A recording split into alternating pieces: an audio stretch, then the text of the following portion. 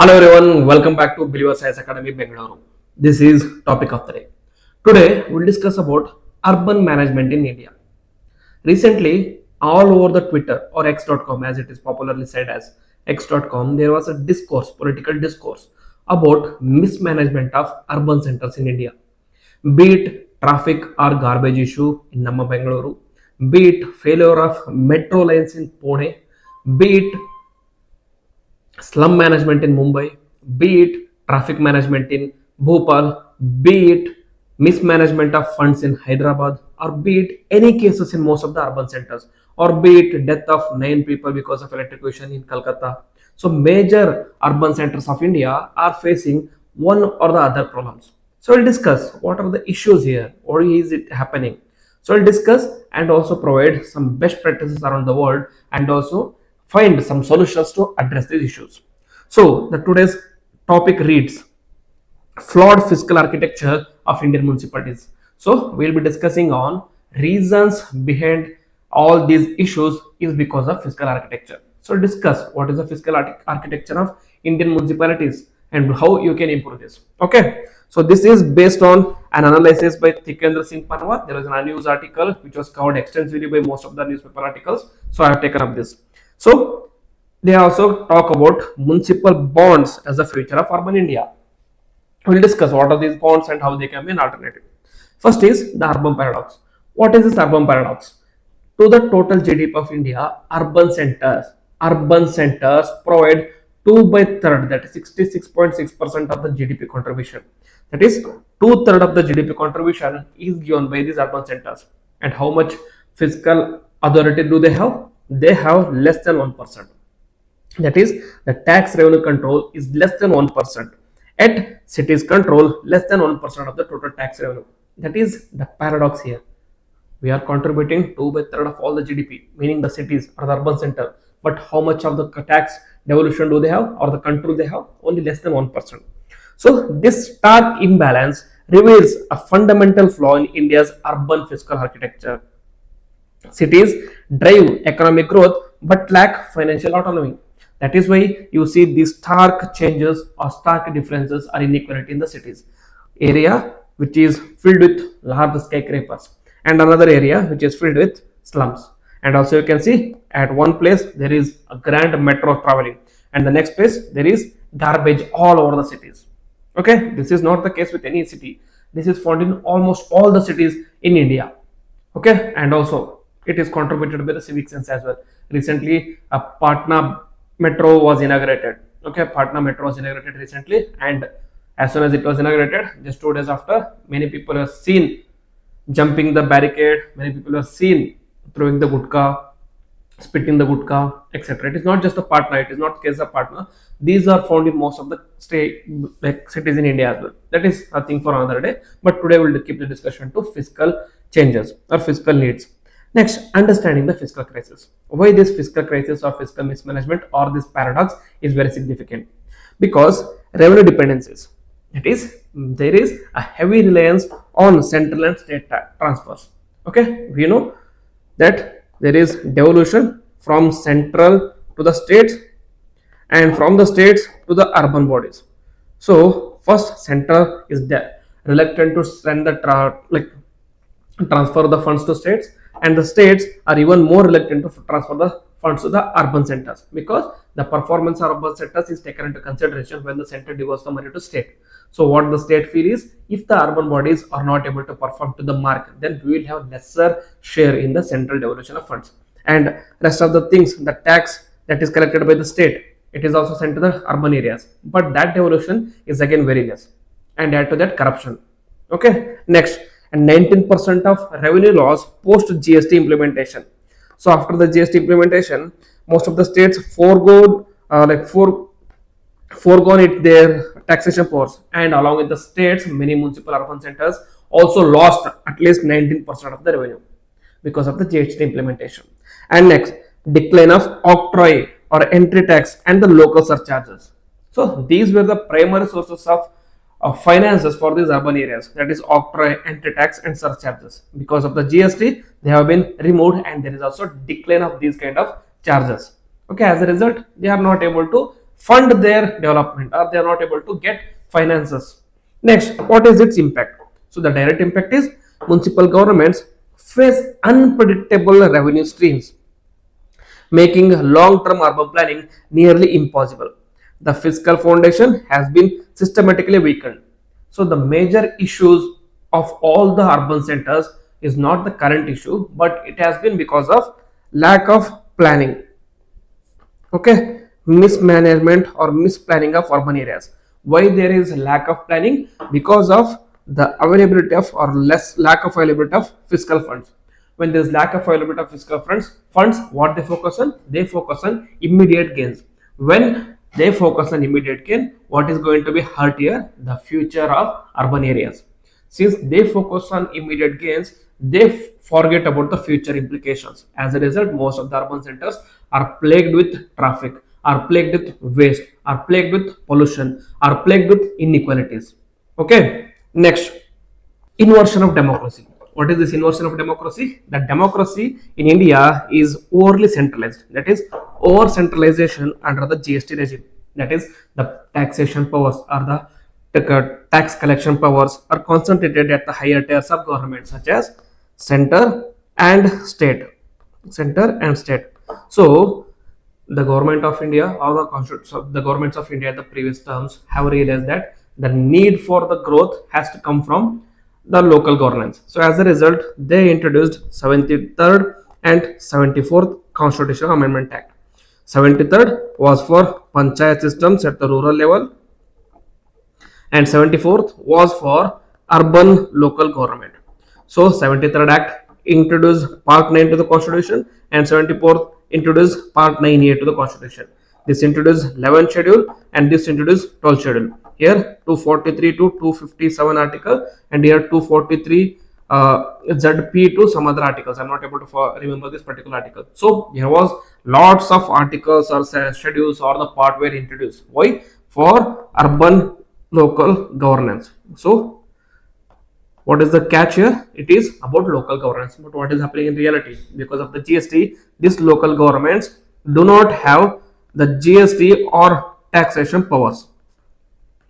You can only govern when you have adequate finances. What is happening here? The finances of urban bodies are very less because the taxation powers are residing at state and the center. So has it been really truly realized here? Not at all.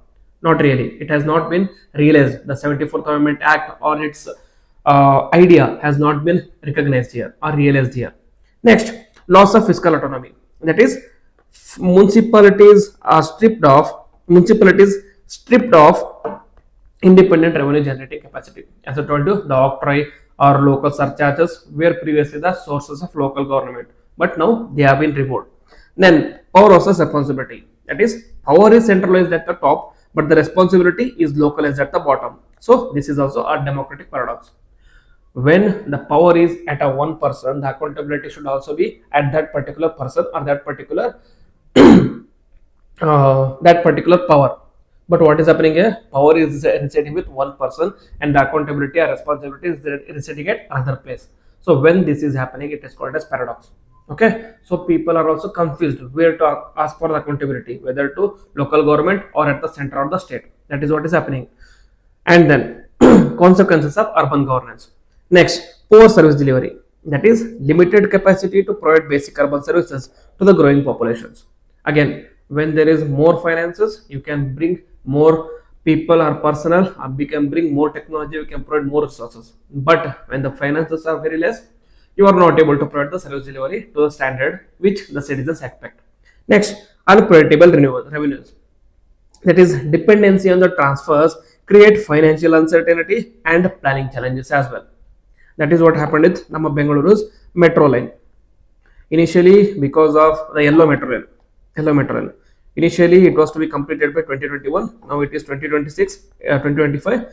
They have introduced the yellow line, but the metros that are running are very low. It is mainly because of the fiscal burden, and also apart from that, there was also issue with a delay in the bringing of this metro coaches. So that is secondary. But because of this unpredictable revenue, they are not able to bring this service delivery or the planning properly. As a result, they have to change the plannings.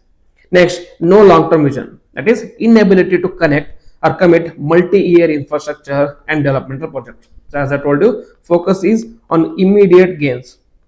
Focus is on immediate gains rather than long-term vision. Next, municipal bonds. So is it a false promise? That is policy push. That is Niti Aayog and reform linked grants promote municipal bonds as a solution. What are these bonds? You have to invest in a particular bond. You will get a fixed returns of so much of amount or so much of percentage every year, and that investment in the bonds will be used by the municipalities for the development. So that is how bonds work. But is it really the solution? There is a credibility crisis as well. Despite the policy enthusiasm, municipal bonds face persistently low credibility in the finance markets.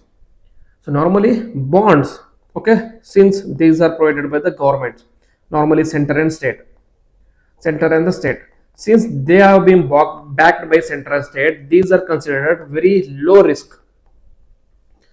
Risk is very low and the good returns are good. That is why it is considered as one of the most desirable instrument to invest for the people. So investment is very high in this case. But in municipal bonds, it is not backed by central state, but instead it is backed by the municipalities or the other players involved here. So these municipalities are already facing crunches in the finances. So there is questions of credibility as well. Okay. Next, the question, that is, can bonds truly solve the structural fiscal problems, or do they mask a deeper issues? Okay, is it only the fiscal, or there are other issues as well? Next, flawed bond framework. That is, in the bond framework, there is issues as well. First is biased credit rating criteria. That is, the rating agencies apply inappropriate standards that do not reflect municipal realities. Since they are not backed by the state or center or the RBI, there is a mismatch in rating of these bonds as well. Next, grants ignored as income. That is, legitimate government transfer are not recognized as a stable revenue sources. And third one is overhaul over reliance on the user fees. That is, excessive focus on user pays principle and property tax as the primary revenue. For the municipalities, this is not the primary revenue. There is also revenues which is arising from the central grants. There is also revenue which is arising from state grants. But these are not considered as a source of income for the municipalities. As a result, these municipal bonds get lower credit rating among these rating agencies. As a result, the trust in the people on these instruments is very low. When the trust is very low, investment in these bonds is also very low. Okay. Next, equality and fiscal justice. That is, the burden on the poor. That is, the user fee disproportionately impacts low income residents, transforming the public goods into private commodities. This approach contradicts the welfare function citizens should serve. For example, recently I can talk about Bangalore since I am resident in Bangalore. So recently the government of Karnataka introduced garbage tax. What is this garbage tax? So whenever there is a vehicle which is coming to collect the garbage, they have to be paid some sort of amounts. Okay, so this garbage tax or these garbage, they have to be public goods. That has to be borne by the government itself. Instead of what they are doing, they are collecting extra tax on this garbage itself. So who is being burdened here? It is the common residents. Next, a different vision. That is, cities must be seen as providers of public good, water, sanitation, transport, and not as profit centers. So this water, sanitation, transport, etc. has to come as a public transport free of cost for the citizens. But what is happening? They are charged at a rate. Okay, they are charged at a price. As a result, the burden on the common residents is increasing. Then fiscal justice demands equitable access to urban services as well. So this has to be considered, but it is not being properly done in the current context. Next, learning from Scandinavia. So the best practices for urban government should be learned from Scandinavian countries. So Denmark, what does it do? It has strong local taxation powers, enable autonomous municipal planning. In Sweden, predictable fiscal transfers support long-term infrastructure investment. That is, the transfer has to be predictable. That is, so and so amount of GDP has to be limited to or has to be allotted to urban development every year. If there is predictability, then the investment also flows in. Next, in Norway, it has a balanced fiscal federalism, empowers cities as equal governance partners. So it is not just the central state, but also cities should be considered as base of the governance. That is what is being done in Scandinavia. That has to be done in India as well. So these models demonstrate that fiscal decentralization, when properly designed, strengthen government, urban governance and proper prosperity as well. Next, reforms for the urban India's future. First is recognize grants as legitimate income for bonds, for especially considering the bonds. That is, credit ratings must treat government transfers as a stable revenue, and the rating has to be increased for these bonds. And then reform credit parameters. That is, develop municipal appropriate assessment criteria, and then allow GST linked collateral. That is, enable cities to leverage GST revenues for borrowing as well. Okay, and then ensure predictable transfer. That is, establish united, reliable fiscal flows into municipalities. And finally, democratizing fiscal federalism. That is, empower cities as equal tiers in cooperative federalism or cooperative governance. So, cities are not cost centers; they are foundation of national prosperity. And fiscal decentralization equals fiscal justice equals stronger urban future. So that is to be considered. So in gist, the way forward should be democratizing the fiscal contract, that is, transform how resources flow to cities, ensuring transparent and equitable distribution of funds.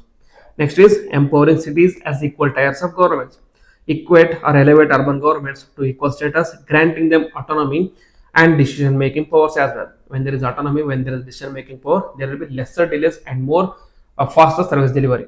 Next, building cooperative governance, foster accountability and collaboration across all the levels of government at for sustainable urban governance. So there has to be corporate governance, okay, and cooperative governance. So recently there was a big issue about Bengaluru and its garbage mafia. Garbage mafia. What was this garbage mafia? Like Deputy Chief Minister of Karnataka, that is DK Shivkumar. If a Deputy Chief Minister of a government of a state says that they have moved heaven and earth, but they are not able to remove this garbage mafia from Bengaluru, and as a result, they are not able to address the garbage issues in Bengaluru. If a deputy CM is saying about these kind of issues, then what will be the situation of common citizens? So we have to understand here.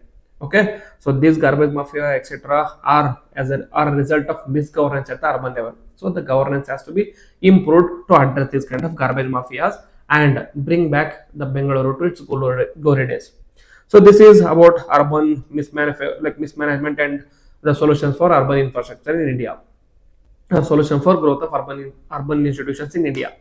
So I think I've covered this holistically. If you have any doubts, you can write in the comment box. And if you have any other opinions or solutions to improve the urban governance in India, do write in the comment box.